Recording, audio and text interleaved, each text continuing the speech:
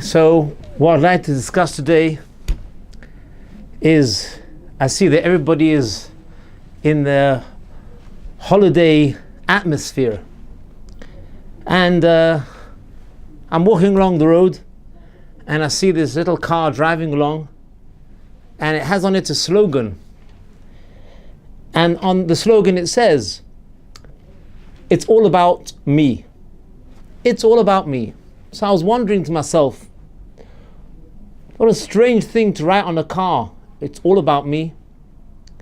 But when I gave it a bit more thought, I thought for sure these people are thinking about what it says in the Mishnah, "Bishvili nivra ha'olam."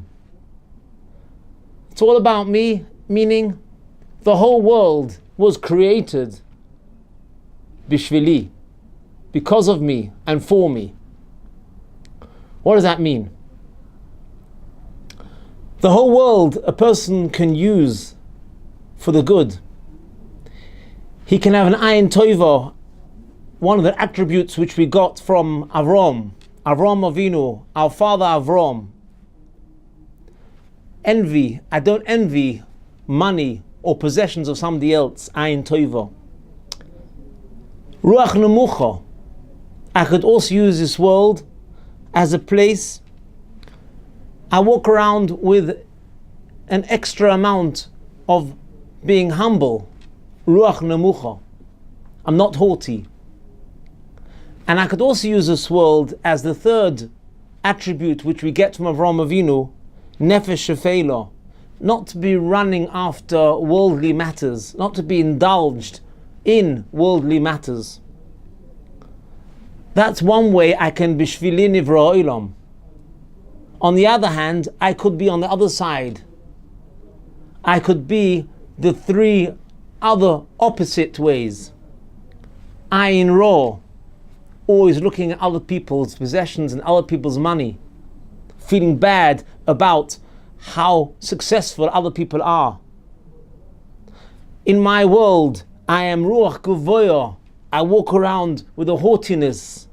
Nefesh rechovo, I'm running after all things of daily mundane matters, of the worldly matters.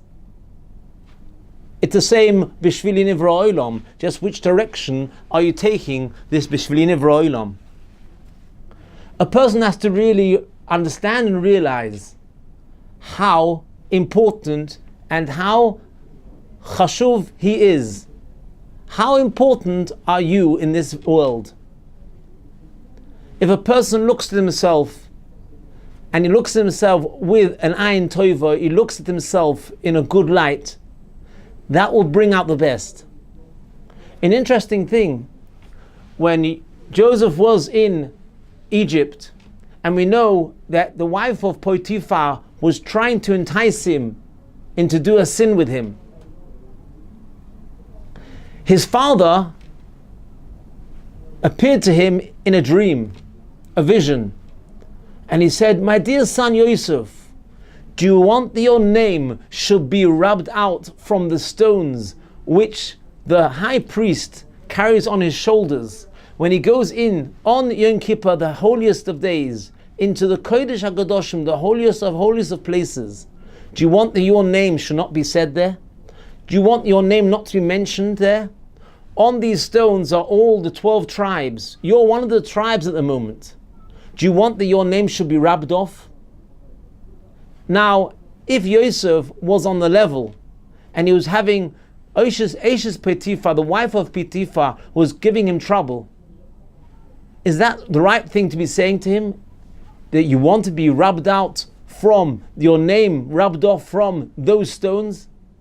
At that point, he could be just saying, "Okay, so I won't be on those stones. I'll be a Jew. I'll be a plain Jew. I won't be that Jew whose name is mentioned there." No. His name is mentioned in the Kodesh HaKadoshim. No. Says Yaakov to his son Yosef, "Yosef, my dear son, you have great heights. You have great capabilities. And your name is going to be in the Kodesh HaKadoshim. Look after yourself. Don't spoil it." In Avodas, Mechemes hayetza.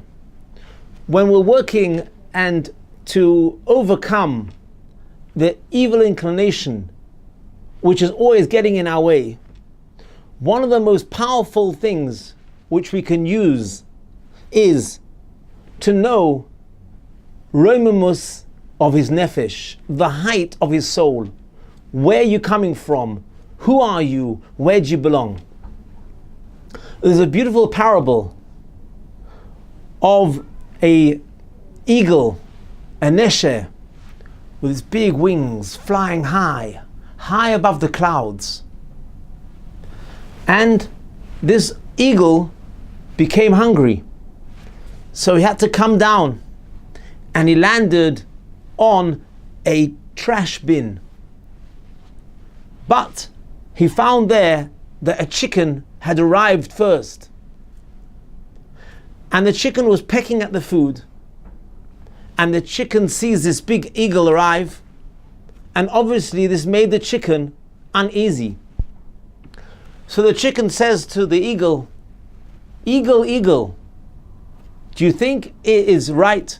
Do you think it's the right thing that you, the eagle, should be eating out of the same dustpan, the same trash bin as a tanagol, as a chicken?"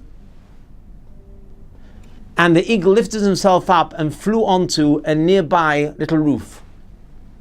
The chicken was still uneasy. So the chicken lifted himself up and flew onto that roof. And there again said to the eagle, "Eagle, eagle, you're the king of all the birds. Do you think it is right that you and I should dwell in the same courtyard?" And the eagle understood and lifted himself off and flew high above the clouds. The eagle is not a chicken. The eagle can reach great heights. We as Bnei Yisrael, each and every one of us, has a neshama, which with this neshama we can and do reach great heights, and we have to know about it. And we have to keep thinking about it and keep being in contact with what our nefesh can do. Another point, another slant in Bishvili Nivra Olam. Chazal tell us, our rabbis tell us, the whole world, the person has to reckon as the whole world is even. In other words, if I go and do one mitzvah, if I do one good deed, I'm going to weigh the whole world over to the tova, to be good. And HaKadosh Baruch Hu will be able to give what Hashem always wants to give. On the other hand, if I do the other way, it will work the other way too. A person has to look at the whole world as if it's mechza, half. In order to understand how important and how great and how far one small deed, one small word which I say or do can put the whole world in a different light. Bishvili nivra olam. It's all about me. Yes. And it's not gaiva. And it's not being haughty. It's understanding what your koiches, what your power you have, where your power lies, and using correctly.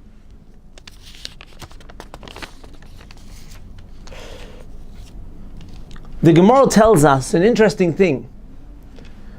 Ben Zoyma looked on the Mahar Abayis and he saw 600,000 people.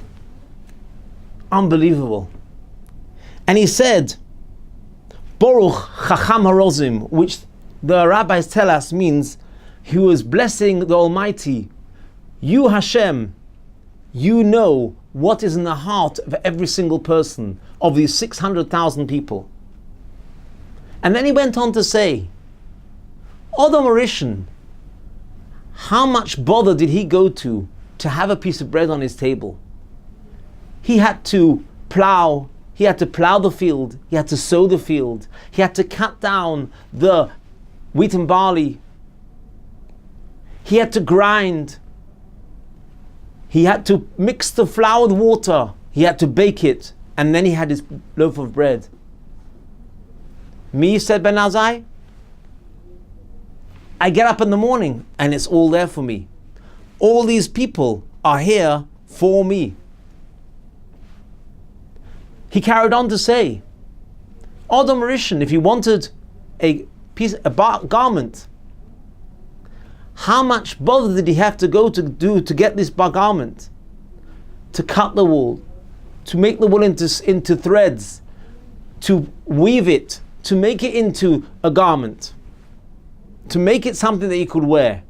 All these people are here to work for me, the Shamsheni.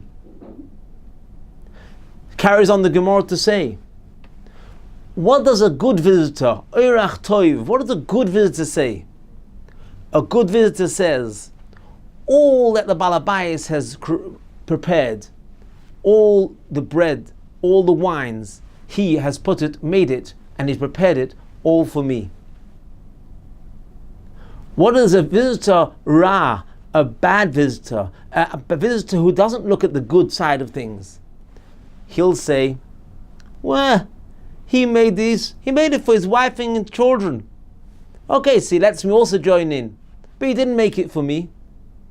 Exactly the same position. Exactly the same person giving him bread, food.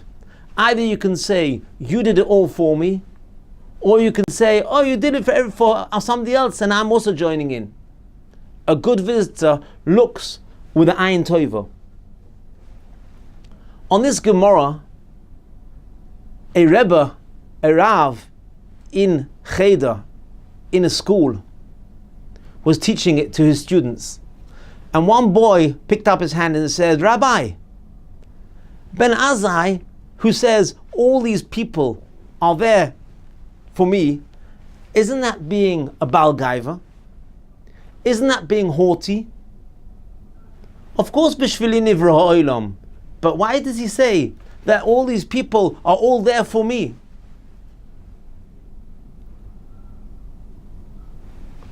His Rav answered him and said, you should know, when Ben Azai is saying that all these people are all for me, he is saying really that he realizes that Hashem put all these people into the world for me to benefit from them, which in course takes me to a higher level, which I have to act on a much higher level.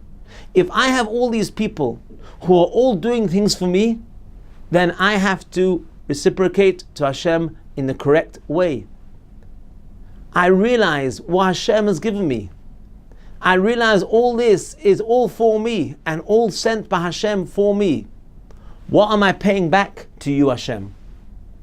Am I doing my bit in this world?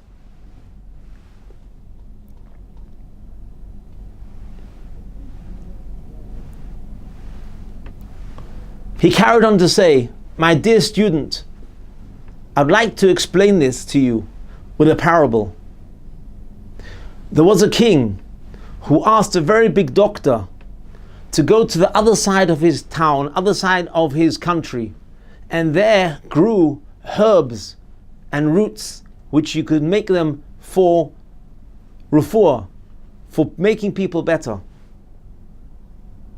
And he asked him if he could go there and work on these things and bring out from them there should be more medication for ill people. The professor said, I'm prepared to do it, but I'll need 30 people to accompany me to help me. The king said, no problem, I'm sending them with you. And this professor went off with his team of 30 doctors to work on it. While they were there, the 30 doctors realized and saw that this professor was up every day in the morning, early in the morning, before any of his crew, any of his team woke up, and he was already working. So somebody turned around to this professor and said, Professor, you are a professor. Why do you have to wake up so early? You've got 30 people to help you. Let them do the work.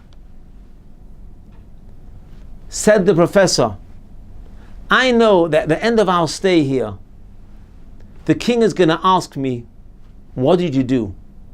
How did you use these 30 people? Did you use them correctly? Did you need them? Did you have benefit from them? I'm the one who is going to have to give a cheshbon. I'm going to have to give afterwards, and down to the very last minute of what I did with every one of these 30 people that I took as my crew, as my team. I know the Melech, I know the king is going to turn to me. And therefore, I want to make sure to be up early in the morning and to make sure that I have work for all my 30 people. When a person goes through this world, he can either say, B'shvili nivra olam, and everything is for me, and everything is for me, and I.